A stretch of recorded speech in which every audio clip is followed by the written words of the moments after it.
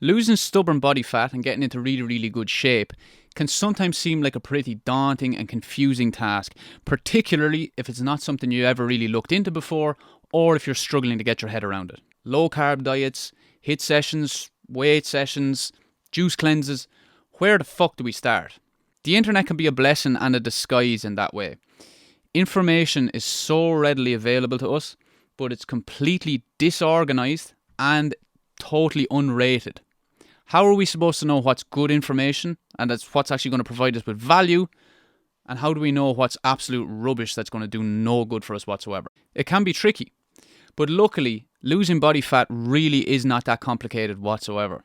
It's a very easy game when it's played correctly. In this video, I'm going to show you 5 reasons why your efforts to lose body fat have not been working and what you need to do about it in order to get results. So let's get into it.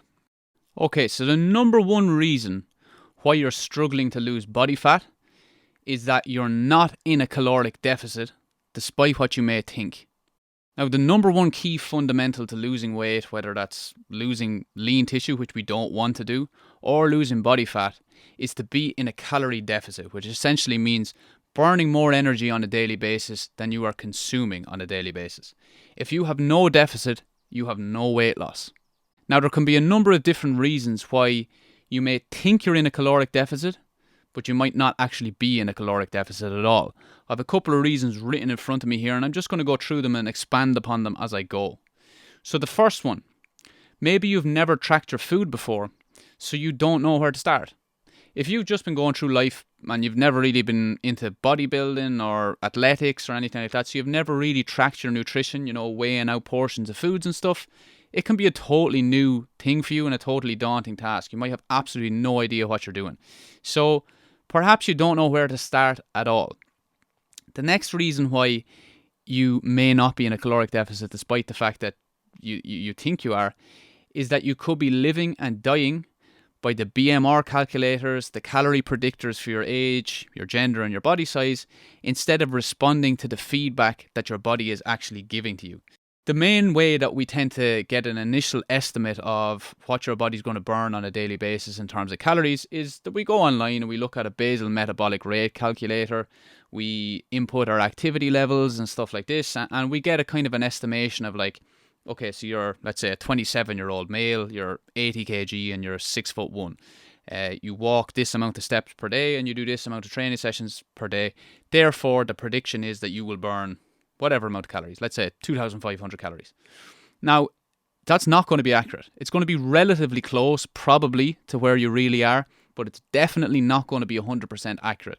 It might be 100% accurate for 1 in 100 people, but it's a decent enough baseline initially. The important thing to understand is that that is just an estimate. What you need to do is you need to apply the stimulus to your body and see what your body gives you back. So if you're eating 2,200 calories and you're doing 3 gym sessions a week and you're walking 10,000 steps a day, but you're not losing weight, even though the calculator is telling you should be, potentially your body's firing a little bit different to what that calculator is saying. You may have a slightly slower metabolism than predicted for your age, height, and weight, and you just need to respond to from what your body is actually giving back to you. Make clever adaptations to the program from there. The next reason is that perhaps you're trying to eat the correct amount of calories, so you have actually gotten a good gauge on how many calories you need, but you could be making a miscalculation somewhere along the way, potentially when you're weighing out food. So you're not actually eating the amount of calories that you think you're eating on a daily basis. One really common way that I tend to see this very, very often is people forgetting to calculate in things like oils when they're cooking food, butter that they're spreading on bread, even supplements, things like fish oils and things like this that actually are quite calorie dense. And we just totally forget to include them. So you're actually pushing your calories higher on a daily basis than you realize because you're getting calories from other sources. A huge one is soft drinks. People getting sugar from liquid calories and not really factoring that in or not including it in their calorie calculator, whether that's MyFitnessPal or whatever it is you're using. That is an absolute killer. Alcohol is another huge one. But hidden calories, essentially, you need to be really, really aware of what calories you're putting in your body. Not just food. It could be oils, butter, soft drinks. There's a million different ways the calories can be getting into you, and that could well be cancelling out your caloric deficit, meaning that you'd have no chance of losing weight. The next thing, now this is massive. a reason why you may not be in a caloric deficit is you could be in a deficit, a mild to a moderate deficit for 5 to 6 days of the week, and then you cancel out your weekly deficit by having a big binge one of your other days of the week. So let's say you're eating really well Monday through Saturday. Then Sunday, you go out, you have a big feed of pints, you have chippers, you have chocolate, you have everything. You just let your hair down because I've been good for the week, so I can kind of afford to let my hair down today. The problem with that is it depends on what calorie deficit you created over the course of the week up until Sunday, and also how high you went on your calories on Sunday. So I want you to actually view your calorie deficit over the course of a week instead of viewing it on a daily basis, because you could be in a deficit, a mild deficit. Let's say you're in a 200 calorie deficit Monday all the way through Saturday. That's 6 days where you were in a 200 calorie deficit, and it would work out to a 1200 calorie deficit for the course of the week. But then you could go on Sunday and eat 2,000 calories more than your body burns on Sunday, therefore completely cancelling out the 1,200 calorie deficit you had for the week and actually bumping it up by an extra 800 surplus calories. And then you're wondering why you're losing weight, or you're not losing weight on your calorie deficit. It's because you may be doing a calorie deficit on a daily basis, but it's not carrying over to the week. And that's what really counts: the week, the month, the long-term data. Are you in a caloric deficit over a considerable period of time, or are you cancelling out the deficit with a big binge day? And this is the last point on this, why you may not be actually in a caloric deficit despite thinking you are, is reducing your daily energy expenditure because you're feeling a little bit more tired when you're eating less food. So there's something called NEAT activity, or non-exercise activity, essentially. And it's proven that when we go onto a lower calorie diet, we move around less, unbeknownst to ourselves. Simple little things that you would do even if, let's say, you're working a desk job sitting at your desk. Less fidgeting, less moving, less tapping your feet, walking around. We're less likely to get up and do an activity. You may actually end up burning an awful lot less calories on a daily basis because you're moving less. So that's why it's important that we need to have an activity marker and know exactly how much activity we're doing in terms of steps and stuff as well, so that we don't allow our body to burn less calories because we're providing it less calories. Because obviously, again, that's going to cancel out your deficit. Number 2, the second reason why you are not losing body fat and what you need to do about it is that you're only thinking about calories and you're not considering macros. Now, this is something that people may do when they're very new into a weight loss effort. Let's say you've never worked with a coach before, you've never really learned a whole lot about, again, bodybuilding, athletics, any of these different things. Calories is not the only thing that you need to concern yourself about when you're looking to lose body fat, all right? If you go low on calories and you're in a caloric deficit, but you're eating the wrong ratio of protein, carbohydrates and fats, you may well lose weight, but you might not actually be losing body fat. You could be losing lean tissue. And we never want to lose lean tissue. Lean tissue meaning muscle, essentially. The main reason we don't want to lose muscle, well, first of all, because muscle looks pretty good. And most of the time when we're trying to lose weight, it's because we want to look better. We want to look more athletic. It's important that you're going to have a little bit of muscle tissue underneath that there, so you look nice and toned once you've actually dropped off body fat. But another hugely important reason why we do not want to lose muscle is that for every extra gram of muscle you have on your body, your metabolism is going to be a little bit higher, which will mean that your body will burn more calories on a daily basis. This is because muscle is an energy-using tissue. It has a nerve supply, it has a blood supply, it contracts voluntarily and involuntarily all day long. So for every extra little bit of muscle you actually have on your body, you're going to burn more calories regardless of the activity you do. That's very important. Now, when it comes to getting the macronutrients correct, so eating the right amount of fat, protein and carbs, there's a little bit of a balancing act there. And there can be, downsides to eating too much or too little of either one.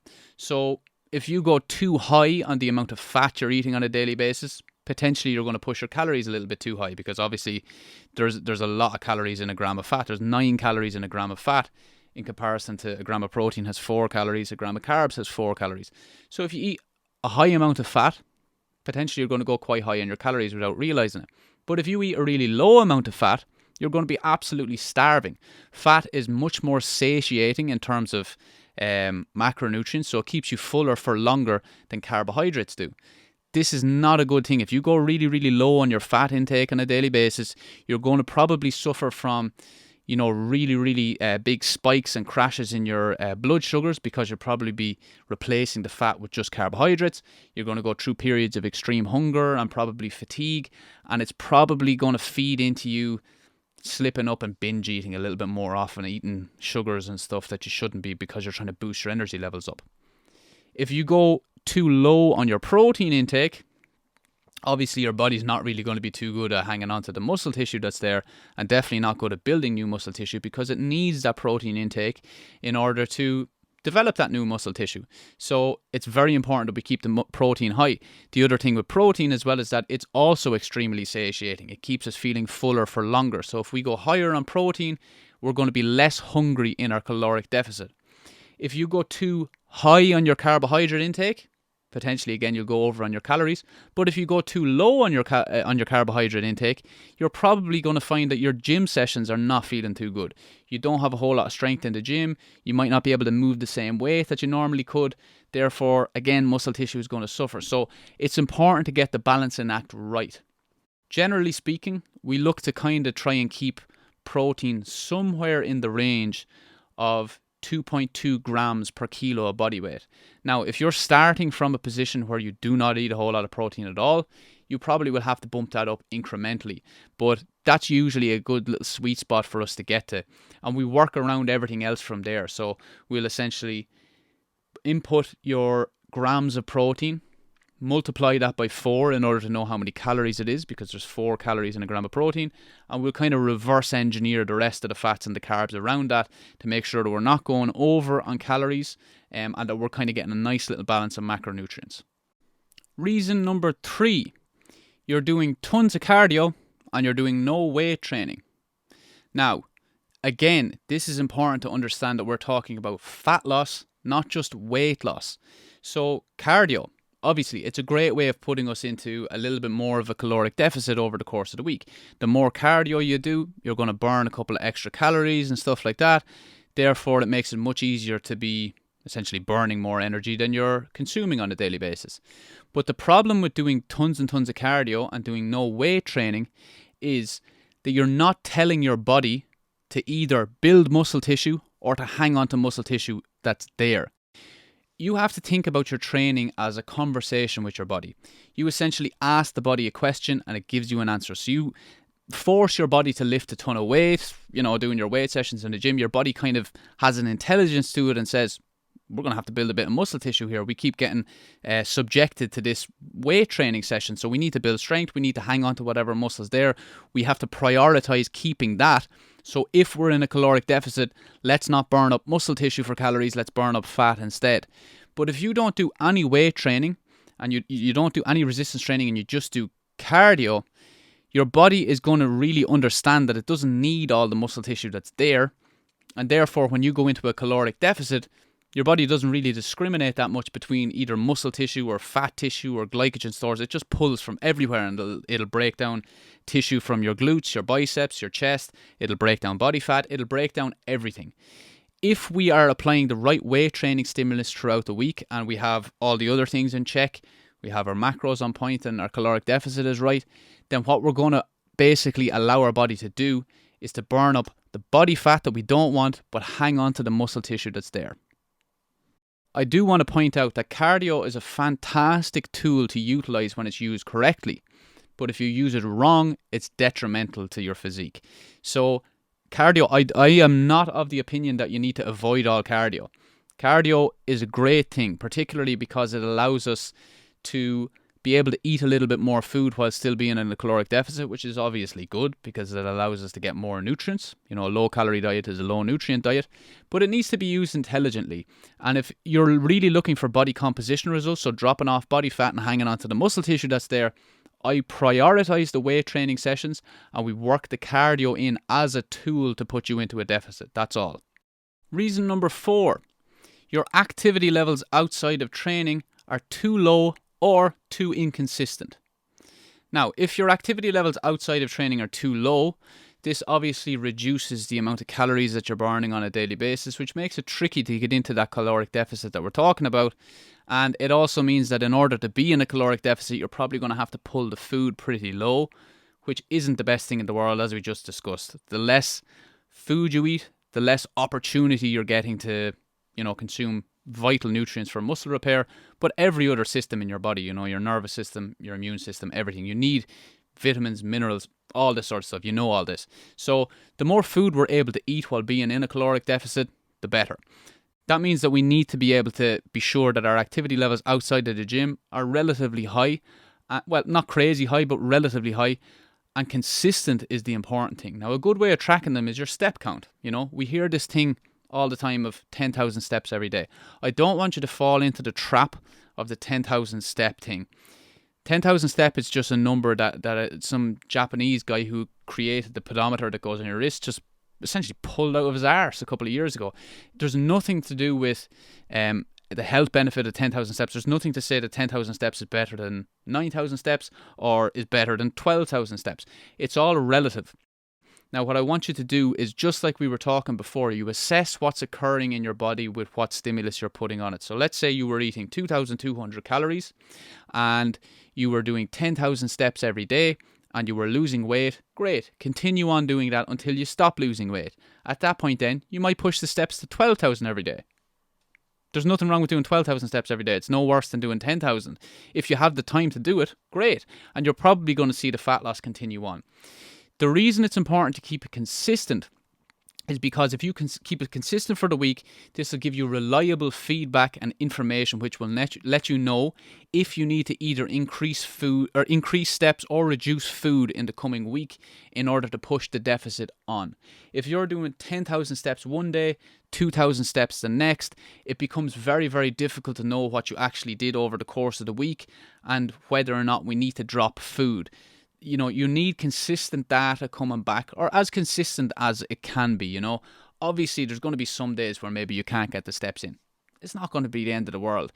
If you're able to get them in 5 out of 7 days of the week, that's great. 4 out of 7 is better than 3 out of 7. There's an old saying that we always apply to this sort of stuff, which is that some of anything is better than all of nothing. Do your best with this stuff, but the more consistent you can keep it over the course of the week, the better it's going to be, because it allows you to know when to make a change. And reason number 5 that you are not losing body fat is that you are making changes to your plan too often or not often enough. Okay, so essentially making changes at the wrong time. Now, there is ways that you can make changes to your plan too often. So you can drop the calories before they needed to be dropped, or you can push the step count before it needed to be pushed. A lot of the time we see this when people are really focused on the weight that they're seeing on the scale, rather than focusing in on the little daily activities that they're trying to do each week and tracking the stuff that they're doing week by week. If you have a really good consistent read on the amount of calories that you're consuming on a daily basis, the amount of gym sessions that you're doing each week, and the amount of steps that you're doing each day, it's unnecessary for you to become hyper focused on what's occurring on the scale, because you know that by incrementally increasing the stimulus that you're putting on the body, you are definitely going to burn fat. If you are eating the same as last week but you're moving more than last week, you are burning fat. If you are moving the same as last week but you're eating less than last week, you are burning fat. No doubt. It doesn't matter what you're seeing on the scale. The thing about the scale is that the scale doesn't always just tell you when you're losing body fat. There's many different things that can affect the scale. Fluid retention is the biggest one, really, is water retention. Also, glycogen store, so carbohydrates being stored in the muscle tissue, is another one. But if you're eating pretty consistently, that shouldn't really fluctuate massively day to day. But fluid retention can fluctuate for various different reasons. A lot of them are to do with stress. Another big reason, and it's something that we see actually a lot, is that when your body is digesting and breaking down fat tissue, those fat tissue cells can actually cling onto a little bit of fluid, and you may have to wait another 3 or 4 days before you'll see that release and that drop on the scale, despite the fact that you've burnt fat consistently through the week. You may be 85 kilos Monday, Tuesday, Wednesday, and 84 Thursday. That does not mean that you lost a kilo of fat overnight. You didn't. You gradually broke the fat down over the course of the week, but your body hung on to a little bit more fluid, and eventually it adjusted to the new fat levels and just released. And all of a sudden you get up on the scale and you see the kilo down. So don't be, hyper reactive to the scale and make a change every second day that you don't see the weight drop. That's fine. I would say focus on making changes every 10 to 14 days. If you haven't seen a change on the scale within about 10 to 14 days, probably you're not in a deficit at that point and you do need to make a change. That's important to note because your metabolism will actually decrease as you get lighter. So as you drop off body fat and maybe lose a little bit of muscle tissue, which we try to avoid, but it does occur sometimes, your metabolism will gradually slow and you either need to drop the food a little bit more or increase the activity a little bit more to continue the stimulus until you get to a point where you decide, yeah, I'm as lean as I want to be, I don't need to lose any more body fat. At that point, you go back to maintenance. But if you want to continue on the deficit, you have to incrementally just increase the stimulus you're putting on the body in order to keep getting adaptations. But as I said, 10 to 14 days. If you haven't seen a change on the scale within that period of time, it's probably time to go back to the well and figure out how can you push things a little further. Do you need to do another maybe 2,000 steps every day? Or could you drop off maybe 200 calories a day?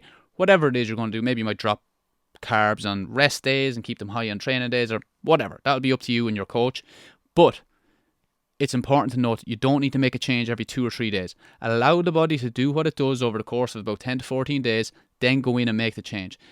Really important to note, if you are getting results from the body, you don't need to make a change every 10 to 14 days. If it's still dropping off body fat, do not make the change. Only make the change when the body is plateaued. Follow those 5 key pieces of advice and you are guaranteed to rip off that body fat, leave the muscle tissue underneath and get into the best shape of your life.